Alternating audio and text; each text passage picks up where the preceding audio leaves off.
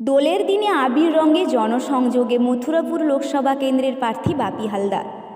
দক্ষিণ ২৪ পরগনা মথুরাপুর ১ নম্বর ব্লকের বটেশ্বর গ্রামে রথতলায় পুজো দিয়ে জনসংযোগ করলেন বাপি হালদার মহাশয়। তারপর বটেশ্বর গ্রামে দক্ষিণেশ্বর মন্দিরে পুজো দিয়ে এলাকার কচিকাঁচাদের সাথে হোলি উৎসবে নৃত্যের তালে তালে মেতে উঠলেন।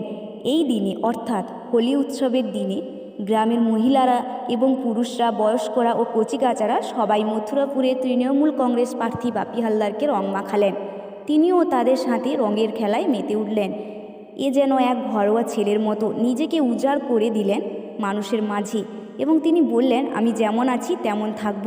মমতা ব্যানার্জির হাতকে শক্ত করার জন্য আপনারা সবাই এগিয়ে আসুন। আগামী দিনগুলোতে আপনারা সুস্থ সবলভাবে বাঁচতে পারবেন। আপনাদের চাহিদা এবং গ্রামের রাস্তাঘাট থেকে সমস্ত কিছু উন্নয়নের জোয়ার বয়ে যাবে। এই হোলি উৎসবের দিনে মানুষের উচ্ছ্বাস চোখে পড়ার মতো।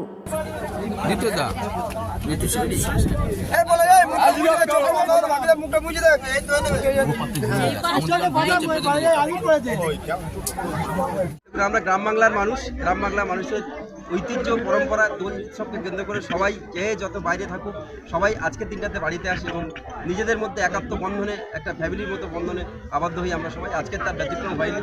সারা এলাকার মানুষ সবাই, হিন্দু মুসলিম ধর্ম বর্ণ নির্বিশেষে সবাই আমরা একসাথে দোলযাত্রা অংশ নিয়েছি। বিজেপির বিরুদ্ধে কি ইস্যু নিয়ে মানুষের কাছে যাচ্ছেন মূলত?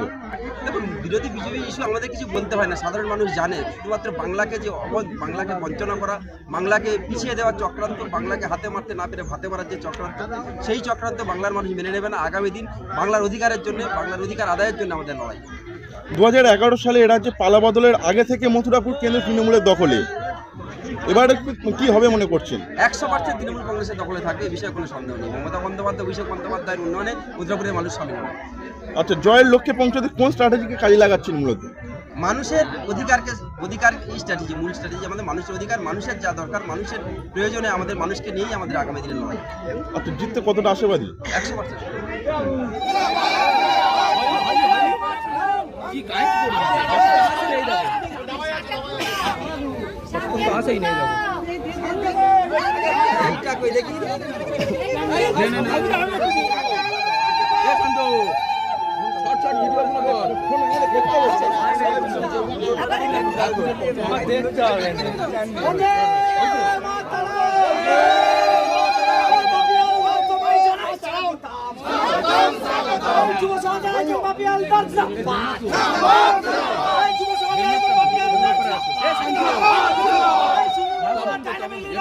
100%।